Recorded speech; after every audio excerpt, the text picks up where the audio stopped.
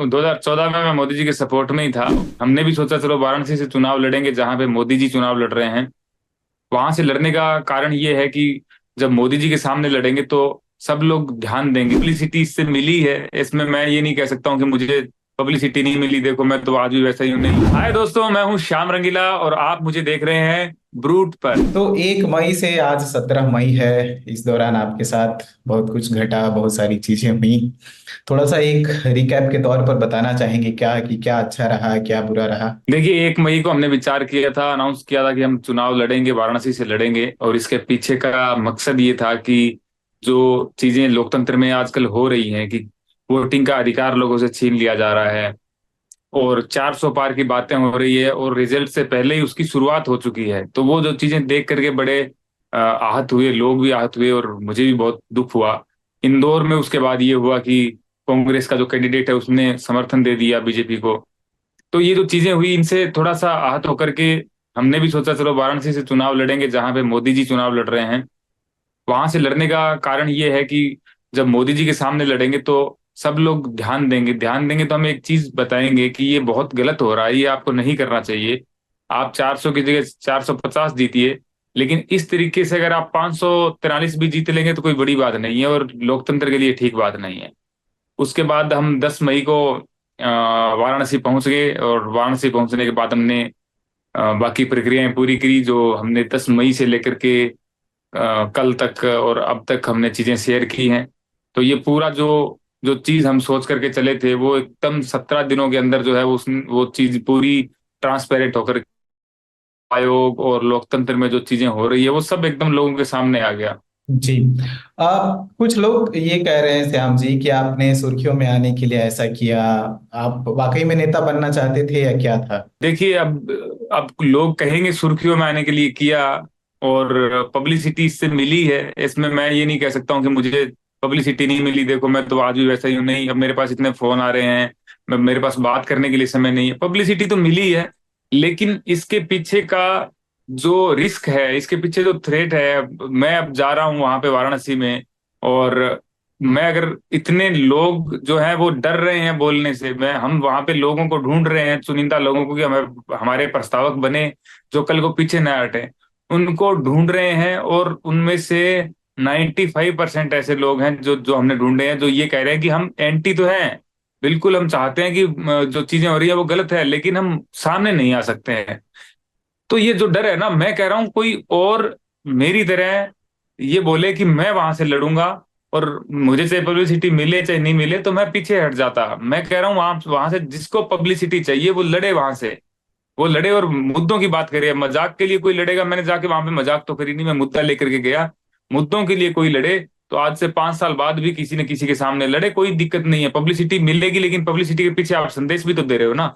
अगर इतनी पब्लिसिटी से मैंने 17 दिनों के अंदर चुनाव आयोग की पूरी एकदम पोल खोल दी है, पूरा एकदम चिट्ठा खोल के रख दिया है कि ये किस तरीके से काम कर रहे हैं और पूरे देश के लोगों की आवाज उठाई है मैंने। मेरे पास 2 दिन से फोन आ रहे हैं, मिर्जापुर में 20 लोगों के साथ सेम सेम चीजें हुई है।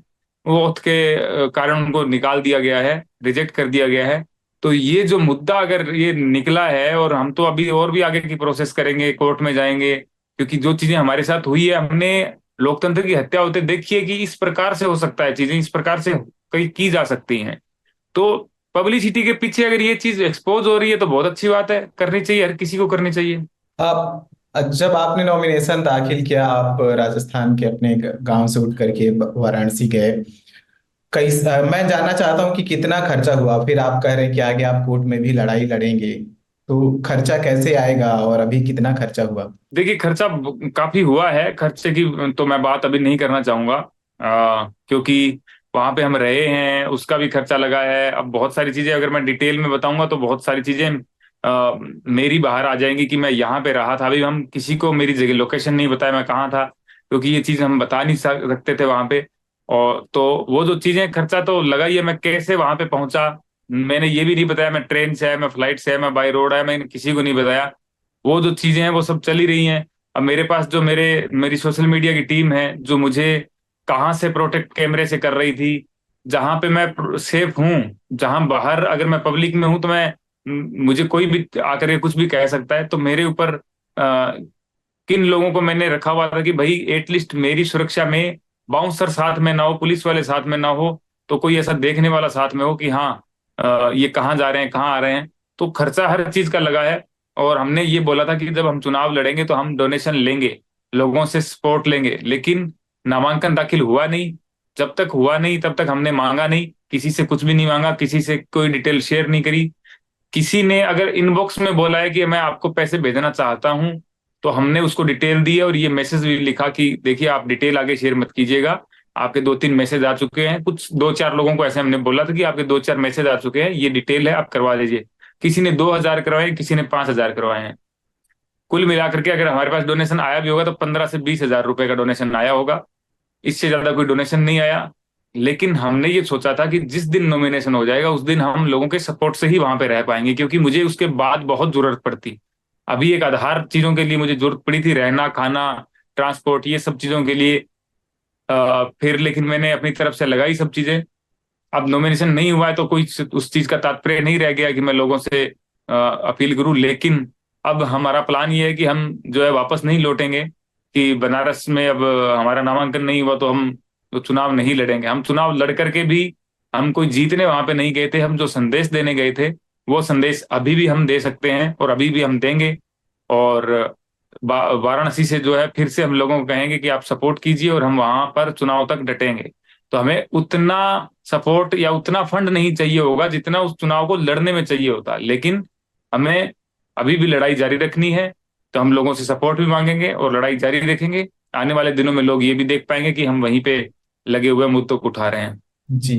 अब ये बताइए कि आपने 2022 में आम आदमी पार्टी ज्वाइन की थी, और उसके बाद क्या हुआ कुछ पता नहीं चला। आपने ये चुनाव निर्दलीय लड़ने का फैसला किया था। क्या आप मैं मतलब ये जानना चाहता हूँ कि आप अभी भी आम आदमी पार्टी में हैं या क्या है? देखिए, आम आदमी पार्टी में ज्वाइन हुआ था उसके बाद जब विधानसभा चुनाव राजस्थान के हुए, मैं उनके लिए ज्वाइन हुआ था। मैं चाहता था कि राजस्थान में एक तरीके से अच्छी लड़ाई लड़ी जाए आम आदमी पार्टी के पार्टी की तरफ से।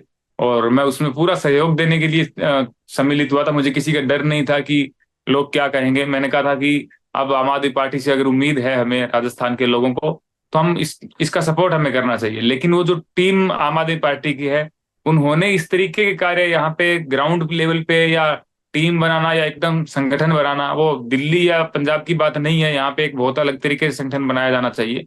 तो वो सब चीजें हो नहीं पाई। जब तक हो नहीं पाई, वो दिसंबर का चुनाव आया और तब तक वो चीजें शून्य हो गई थी बिल्कुल। तो एक प्रभाव वो डाल नहीं पाए। जब प्रभाव नहीं डाल पाए तो मेरा फिर आगे 5 साल तक के लिए यहाँ पे आम आदमी पार्टी में रहने का मुझे लगा नहीं कोई होगा। क्योंकि अगर मैं कॉमेडी के क्षेत्र में काम कर रहा हूँ तो मुझे फिर वो करना चाहिए, क्योंकि मैं थोड़ा टाइम निकाल सकता हूँ कि चलिए मुझे यहाँ पे चुनाव लड़ना नहीं था, मैं सपोर्ट के लिए निकाल लेता टाइम। लेकिन अब मैं फुल टाइम तो राजनेता हूं नहीं कि मैं आगे 5 साल की रणनीति अब से तय करने लगूंगा। तो फिर मैं वापस कॉमेडी में आ गया और मैंने वो सब आम आदमी पार्टी वगैरह छोड़ दी थी दिसंबर 2023 में। जी। अभी आपने कल एक फोटो डाला था मोदी और बाइक वाली। आप कभी आपने खुद कहा था कि आप मोदी के फॉलोवर रहे, एक तरीके से आप उनको सपोर्ट करते थे। ऐसा क्या चीज हुआ, आपको क्या लगा कि फिर आपको लगा कि नहीं ये चीजें हो रही हैं और उनके खिलाफ चुनाव लड़ना चाहिए? देखिए, 2014 में मैं मोदी जी के सपोर्ट में ही था। और मुझे लगता है कोई भी सरकार हो 10 साल के बाद में कोई सी भी सरकार हो किसी भी तरीके की, 10 साल के बाद में जब सत्ता में 10 साल आप रहते हो तो आपको बहुत सारी चीजें गुरूर हो जाता है, घमंड हो जाता है। आपको चीजें नजर नहीं आती है जो आपको 10 साल पहले नजर आती थी। तो आप इसका कुछ भी उदाहरण मान सकते हो, कोई सा भी मुद्दा उठा सकते हो। सड़कों के क्षेत्र में देखिए तो मैं कहता हूँ कि बहुत अच्छा काम हुआ है 10 साल में। बहुत अच्छी सड़कें बनी हैं, हम जब जाते हैं कहीं भी जाते हैं बहुत अच्छा काम हुआ है। लेकिन जो गुरूर जो है ना 10 साल के अंदर, जो गुरूर और जो घमंड जो आया है, जो कंट्रोल करने वाली जो चीजें हो रही हैं, हर चीज को कंट्रोल करना, तो ये जो चीजें हैं ये 10 साल के बाद में अगर आगे 5 साल और रही तो किस लेवल तक होंगी इसका अंदाजा नहीं लगाया जा सकता है। जो अभी लेवल हमने देखा चुनाव आयोग का, कितनी भी आवाज हमने उठा ली उसका कुछ फर्क नहीं पड़ा है, कुछ भी होना नहीं है।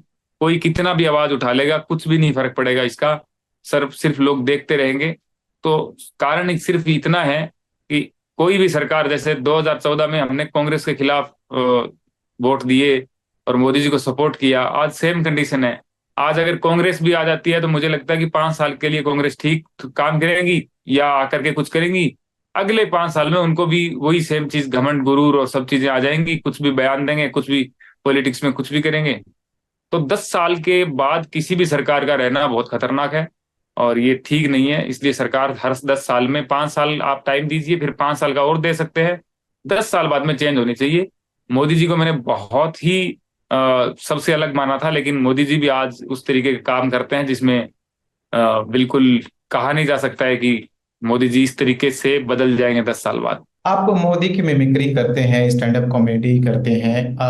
मोदी की मिमिक्री करने का आपको क्या लगता है कि क्या नुकसान हुआ है या कुछ कोई फायदा भी हुआ है आपको? देखिए, फायदा तो सबसे पहला ये हुआ है कि मेरे 15 लाख अकाउंट में आए आए हैं, मोदी जी ने जैसे कहा था, ये फायदा मुझे हुआ है। क्योंकि मोदी जी के ऊपर आरोप तो लोग लगा देते हैं, लेकिन मैं ये कहता हूं कि मैंने जिस समय मुझे स्ट्रगल करना चाहिए था, स्ट्रगल इन द सेंस कि बहुत जगह ट्राई करना चाहिए था, शोज किस प्रकार से किए जाते हैं, कितने लंबे ड्यूरेशन के लिए किए जाते हैं, मेरी जो क्लिप वायरल हुई और मुझे शो मिलना शुरू हो गए। मतलब जिन जो लोग उसके लिए कोशिशें करते थे, मुझे वो मिलना शुरू हो गए थे। ये मुझे बहुत बड़ा फायदा हुआ। और उसके बाद जो है, मैं मिमिक्री आर्टिस्ट हूँ। इसका मतलब ये है कि मैं लोगों की आवाज कॉपी करता हूँ, लोगों की आवाज निकालता हूँ। मैं मोदी जी की ही आवाज नहीं निकालता हूँ, मैं बाकियों की भी निकालता हूँ। तो बहुत लोगों को ये वहम है कि ये तो मोदी जी की आवाज निकाल करके कमा रहा है। मैं अगर मोदी जी की जगह कोई और प्रधानमंत्री होता तो भी उनकी आवाज निकाल लेता, या कोई भी फेमस हो उनकी मैं आवाज निकाल सकता हूँ। ये मुझे पता है, मेरा टैलेंट है ये। तो मोदी जी की वजह से 2014 के बाद में मैं फेमस जल्दी हो गया था और पॉपुलर जल्दी हो गया था, क्योंकि लोग मोदी जी को बहुत मानते थे, मोदी जी के बहुत फैन थे, बड़े बड़े फैन थे लोग, बहुत इन द सेंस की बहुत बड़े लेवल पे जब रैलियां चल रही थी तब लोग देखना पसंद करते थे। और उसी चीज की अगर मिमिक्री कोई कर दे तो बहुत लोगों को फर्क पड़ता था। तो मैं फेमस इसलिए हो गया था। तो फायदा तो ये हुआ है। और नुकसान, नुकसान ये हुआ कि मेरा सपना टीवी में कॉमेडी शो करने का था, और वो सपना मैं कभी पूरा कर नहीं पाया। क्योंकि जब मेरा टीवी में आने का मुझे चांस मिला तो मुझे एलिमिनेट कर दिया गया, क्योंकि मैं वो नहीं कर पाया जो मैं जिसमें मैं माहिर हूँ। और मैं जो करता हूँ वो पॉलिटिकली मिमिक्री ज्यादा करनी पसंद करता हूँ, तो वो उसका तो कोई चांस ही नहीं है कि वो टीवी पे आए। तो मुझे ये नुकसान हुआ। उससे पहले जो लोग ये करते थे 2014 से पहले, वो टीवी में आया करते थे। तो अब जमाना बदल चुका है, हालांकि यूट्यूब का जमाना है, तो यूट्यूब में हम काम कर रहे हैं। और बाकी मुझे ये नहीं लगता कि कोई मुझे नुकसान हुआ है। मतलब नुकसान कुछ नहीं कह सकते, वो सब अपनी अपनी डेस्टिनी होती है। मुझे यूट्यूब पे पसंद किया जाता है, लोग मुझे, टीवी वालों को लोग पहचानते नहीं है, मुझे पहचान लेते हैं, अच्छी बातें करते हैं मेरे साथ, इतने प्यार से लोग, और इतनी भावनात्मक जुड़ाव है मेरे साथ लोगों का, तो वो देख करके मुझे बहुत खुशी होती है। तो ठीक है, जो भी चीजें हैं वो सही है, डेस्टिनी के हिसाब से बढ़िया है। मैं आपसे ये थोड़ा सा जानना चाह रहा था कि आपकी कॉमेडी कैसे शुरू हुई, आपकी मिमिक्री जो है वो कैसे शुरू हुई? आपने एनिमेशन का कोर्स किया था शायद, उसके बाद फिर इस तो कैसे आना हुआ इस फील्ड में? देखिए, कॉमेडी तो मैं बचपन से किया करता था, 2006-07 से कर रहा हूँ। जब मैं जोक सुनाया करता था, सिर्फ दो चुटकुले सुना करके स्टेज से उतर जाया करता था। गांव में 26 जनवरी, 15 अगस्त के शोज होते थे, तो उनमें इनाम मिलता था, कटर और पेंसिल शार्पनर, ये कभी बुक मिल जाती थी, तो इन्हीं के लिए शुरू किया था मैंने। लेकिन 2012 के बाद जब मैं गांव से बाहर आया, जयपुर आया एनिमेशन का कोर्स करने, तो एक आर्टिस्ट के अंदर जो एक जज्बा होता है कि यार एक कहीं ना कहीं शो मिल जाए, बस करेंगे, हम प्रोग्राम करना चाहते हैं। तो जयपुर में जो प्रोग्राम होते थे मैं वो फिर कर लिया करता था, छोटे मोटे। और 2015 के बाद फिर थोड़े यहाँ जयपुर में कोई अच्छे प्रोग्राम मिलने लगे, तो वहां से एक दो वीडियो वायरल हो गए। और उसके बाद फिर लाफ्टर चैलेंज आया, तो वो जो वीडियो वायरल थे उनको देख करके लाफ्टर चैलेंज वालों ने हमें बुलाया था। तो यहीं से फिर वो 2015-16 के अंदर एक अलग लाइन चल पड़ी कि एनिमेशन तो छोड़ते हैं, इसमें चलते हैं। जी। आपको याद है क्या कि आपको पहला शो जब मिला था, कोई भी मतलब कि उसकी कितनी राशि आपको मिली थी, कितना पैसा मिला था? देखिए, मुझे एक शो में जिस दोस्त ने मुझे भेजा था, वो पहले कॉमेडी किया करते थे जयपुर में, और वो फिर चले गए थे जयपुर से। तो उन्होंने मुझे बताया कि एक शो है जो दशहरे का इवेंट है, आप उसमें चले जाओ, 2,000 रुपये में बात हुई है। तो मैंने कहा ठीक है। तो मुझे लगा बड़ा इवेंट है तो 2,000 मुझे ही देने हैं उनको। लेकिन जब मैंने शो की करके नीचे उतरा तो उन्होंने हाथ मिलाते टाइम मेरे हाथ में 2,000 का नोट दे दिया। तो जबकि मैं मेरी जेब में 2,000 रख के लेकर के गया था। तो अब 2,000 रुपये मुझे दिए। तो मैंने कहा यार मतलब ये क्या? तो उन्होंने बोला कि नहीं नहीं, हमारी 2,000 रुपये बात हुई है, इससे मैं ऊपर नहीं दे सकता हूँ आपको। तो मतलब अ, फिर मुझे लगा यार पैसे मिल रहे हैं। और उस टाइम तो ये था कि 2,000 रुपये तो बहुत यूँ लगता था। अब तो 2016 में तो फिर नोटबंदी होगी, 2,000 का सिंगल ही नोट आ गया, तो आसानी होगी पकड़ाने में। पहले तो ये था कि जब जैसे ही मैंने हाथ मिलाना, मुझे जिंदगी भर याद रहेगा। मैंने कहा यार ये क्या क्या कर रहे हैं, मतलब पकड़ा रहे हैं मुझे हाथ में नोट से। फिर मैंने कहा यार ये पैसे दिए हैं। तो वो पहला इवेंट था जिसमें पैसे मिले थे मुझे। जी। मैं आपका एफिडेविट देख रहा था और उसमें बहुत सारी चीजें सामने आई हैं। आपको लगता है कि जब आप चीजों को देखते हैं, मैं कमाई के मामले में बात कर रहा हूं, तो आप कहीं ना कहीं अपने साथी जो लोग हैं जो इस समय कॉमेडी कर रहे हैं उनसे पीछे रह गए, जो होना चाहिए था वो नहीं हो पाया? देखिए, मुझे इस बात का कभी दुख नहीं है या मैं अफसोस नहीं करता हूँ इस बात का, क्योंकि मैं मेरी जिंदगी में बहुत खुश हूँ। और सबसे बड़ी चीज ये है कि सेटिस्फेक्शन होना इंसान का, खुश होना मायने रखता है। मैं सेटिस्फाइड हूँ, जितना मैंने जिया है, जितना अब तक मैं जी रहा हूँ, मैं बहुत ज्यादा खुश हूँ इससे। मैंने जितना मैंने सोचा था, जैसे मैंने सोचा था जिंदगी के बारे में, मेरी जिंदगी वैसे ही चली है। मैंने कभी ये नहीं सोचा कि इस उम्र में मैं मर्सिडीज ले लूंगा। मैंने ये नहीं सोचा था कि मैं इस उम्र में जो मेरे पास बलेनो कार कार है मैं वो ले लूंगा। मैंने वो भी ले ली। लेकिन मैंने ये सोचा था कि मैं फेमस होऊंगा, लोग मुझे जानेंगे, लोग मुझे पहचानेंगे, मैं कॉमेडी के क्षेत्र में आगे जाऊंगा और मैं एक एक औरों से मैं अलग होऊंगा थोड़ा सा। तो मैं अलग इसी मामले में हूँ, इसीलिए मेरे पास पैसे नहीं है इतने, कि मैं थोड़ा अलग हूँ। मतलब मुझे पैसे कमाने का कोई वो नहीं है, मेरे मन में कभी आता ही नहीं कि मैं बहुत सारे पैसे कमाऊं। मेरा वीडियो मैं जब डालता हूँ उसका एक सेंस होना चाहिए, मैं तब डालता हूँ। उससे जो भी पैसे आ जाते हैं मैं उससे काम चला लेता हूँ। उसके अलावा जो है, लोग खुल करके कुछ किसी मुद्दों पे बोल नहीं पाते हैं, क्योंकि अगर वो बोलेंगे तो उनको शो नहीं मिलेंगे। कौन से शो नहीं मिलेंगे? कॉर्पोरेट इवेंट नहीं मिलेंगे, क्योंकि जो लोग उस विचारधारा के नहीं है वो आपको नहीं बुलाएंगे। जो उस विचारधारा के, आपको वो वैसे नहीं बुलाएंगे। और अगर कोई गवर्नमेंट का इवेंट है, जैसे चलते ही रहते हैं हर सिटी में, जो इवेंट होते हैं वो गवर्नमेंट के इवेंट होते हैं, वो आपको वैसे नहीं बुलाएंगे। तो लोग जो डरते हैं, जो घबराते हैं कि यार नहीं, हमारा मन को पता है कि ये मुद्दा गलत चल रहा है, ये चीजें गलत चल रही है, लेकिन हम बोल नहीं पाएंगे क्योंकि हमारा काम खराब हो जाएगा। मैं वैसा नहीं हूँ। मैं थोड़ा अलग हूँ जी। मैं जो है थोड़ा अलग हूँ। मैं खुल करके मुद्दा उठाता हूँ। आप मुझे मत बुलाइए, आप नहीं बुलाएंगे कोई बात नहीं। जिस दिन ये जो आपने जो ये कमाई देखी है साल की, मेरे हिसाब से 4-5 लाख रुपए है। तो ये भी अगर नहीं हुई तो भी हम घर पे चले जाएंगे, क्योंकि हमारे घर पे खेत है, खेत में हम खेती करेंगे, खाना खाएंगे, सो जाएंगे। जिंदगी से आपको सुकून होना चाहिए, खुशी होनी चाहिए, ये सबसे बड़ी इंपॉर्टेंट बात है। और लोग तो मुझे सुनते हैं, बात करते हैं, तो ये तो बहुत अच्छी बात है। जी। आज के दौर में सर पॉलिटिकल कॉमेडी करना या मिमिक्री करना कितना टफ होता जा रहा है? आपको क्या लगता है कि क्या परिवेश बदलेगा भी, ऐसा लग रहा है, या ऐसे ही चलेगा?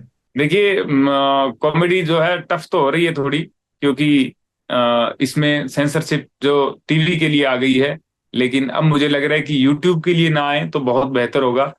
और बाकी अगर ऑफलाइन आप देखो शोज करना, तो उसमें भी एक लोग बहुत अलग लेवल की कॉमेडी लेकर के चल रहे हैं, हमारे साथी जो कर रहे हैं शोज, जिसमें टिकट सेल करके करते हैं। नहीं तो पहले लोग डिपेंड रहते थे कि कुछ इवेंट, बड़े इवेंट हो रहे उसमें बुलाया जाता था कॉमेडियन को। तो अगर उनको नहीं बुलाया जा रहा है और लोग सुनना चाहते हैं, तो कोई किसी के पास कोई ऑप्शन नहीं था। लेकिन अब ऐसे ऑप्शन है, आप थिएटर बुक कीजिए, टिकट सेल करिए, जिनको देखना है वो देखेंगे। अगर उसमें भी अगर आपको रोक दिया जाता है तो वो फिर सबसे बड़ी गलत बात होती है। तो वो अगर जब तक नहीं रोकी जाएगी तो कॉमेडी के क्षेत्र में लोग कहीं भी बहुत आगे जा सकते हैं। और वहां पे अगर बाउंडेशन नहीं हुई, वहां पे रोक टोक नहीं हुई, तो बहुत अच्छी बात होगी। जी। वापस लौटते हैं बनारस वाले पे। आप अपने मम्मी पापा का आशीर्वाद लेकर के गए, और जब नॉमिनेशन कैंसिल हुआ, बाकी सारी चीजें हुई, तो उसके बाद फैमिली का क्या रिएक्शन था? क्या उन्होंने कहा? सर, मैं आशीर्वाद लेकर गया, उसके बाद मैंने सिर्फ 4 या 5 मिनट बात की है, वो भी सिर्फ पापा से बात की है मैंने कल रात को ही। जब से कैंसिल हुआ तब से कल रात को ही बात की है। पापा का कॉल चल रहा था, वो मेरे जो साथ में गए हुए थे उनके उनसे बात हो रही थी, और क्या बात हो रही थी मुझे नहीं पता है। और मैंने पापा को इतना ही बोला, मैंने कहा पापा जी, हम जो लड़ने आए थे वो नहीं लड़ने दिया जा रहा है, और मेरे साथ ही नहीं बाकियों के साथ भी हो रहा है, और ये चीज एक्सपोज ही तो करने आए थे हम। पापा को भी पता है, कोई हम ये जीतने तो वहां पे गया नहीं है, ये कुछ साबित करने गया या कुछ दिखाने के लिए गया है। वो चीजें यही चल रही है। तो बस वो थोड़ा सा इसलिए घबराए हुए थे कि वहां पे कुछ प्रॉब्लम तो नहीं हो रही। तो मैंने कहा कुछ प्रॉब्लम नहीं है, पूरा देश अपने साथ में है, तो आपको घबराने की जरूरत नहीं है। तो बस इतनी बात मेरी हुई थी। जी। आगे क्या प्लान है, मतलब पॉलिटिक्स में जाना है या कॉमेडी करना है, क्या मतलब कैसे देख रहे हैं आगे चीजों को? सर मैं प्लान बना के चलता नहीं हूँ सर, मेरा कब मूड बदल जाए पॉलिटिक्स से, मैं कब कॉमेडी में और कॉमेडी से कब पॉलिटिक्स में आ जाऊं इसका पता नहीं है। अभी मैं पॉलिटिक्स में आने के लिए इसमें नहीं आया था, लेकिन ये जो चीजें हो रही थी उससे प्रभावित होकर के मैं आया था। और कोई इसमें बड़ी बात नहीं है, अगर मुझे आप अगला कहीं चुनाव लड़ता हुआ देख सकते हो तो इसमें कुछ बड़ी बात नहीं है। मैं ये हालांकि विधानसभा चुनाव में जब मैंने आम आदमी पार्टी ज्वाइन की थी, मैंने कहा था मैं चुनाव नहीं लड़ूंगा, ये मैंने कहा था। और मुझे पक्का पता था मैं नहीं लड़ूंगा।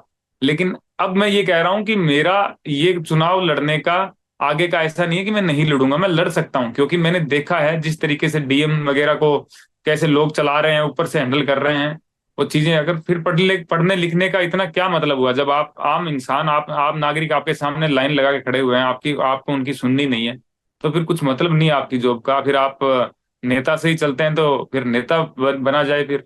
जी। आप बनारस पहली बार गए थे या इससे पहले भी जाना हुआ था? नहीं, मैं पहली बार गया था जी। तो कैसे लोग कैसे लगे आप, मतलब जो कुछ हुआ वो तो पूरी दुनिया देख रही है, लेकिन आप जब वहां लोगों से मिले, बाकी बातें हुई, तो कैसा लगा बनारस शहर, वहां के लोग? हम देखिए, हम जहाँ हमारी लोकेशन थी वहां से हम कचहरी, कचहरी से हम लॉयर के पास, लॉयर से कचहरी, कचहरी से उसी लोकेशन, इतना ही हम घूमे हैं। और इस बीच में जो भी लोग मिले, बहुत अच्छे बहुत प्यारे लोग थे, और हर तरीके के लोग थे, जिसमें हमें लगभग अच्छे ही लोग मिले, क्योंकि हम इतना ज्यादा वो कहीं इधर उधर गए नहीं थे कि हमें और लोग भी मिले। तो जितने लोग मिले बहुत अच्छे थे। और अब वापस जो है बनारस की गलियां और बनारस में हम समय बिताएंगे, तो और बनारस के बारे में जानेंगे। किसी नेता का कॉल आया इंडिया गठबंधन का या किसी पार्टी का, जब आपके साथ ये सारी चीजें हुई या हो रही थी तो? नहीं, नहीं, नहीं, किसी किसी का भी फोन नहीं है। हम इंडिपेंडेंट थे और हम इंडिपेंडेंट ही रहे थे। हमें किसी का सपोर्ट, किसी का कॉल नहीं आया था। चलिए, बहुत बहुत शुक्रिया टाइम देने के लिए, बात करने के लिए। बहुत धन्यवाद सर, बहुत धन्यवाद।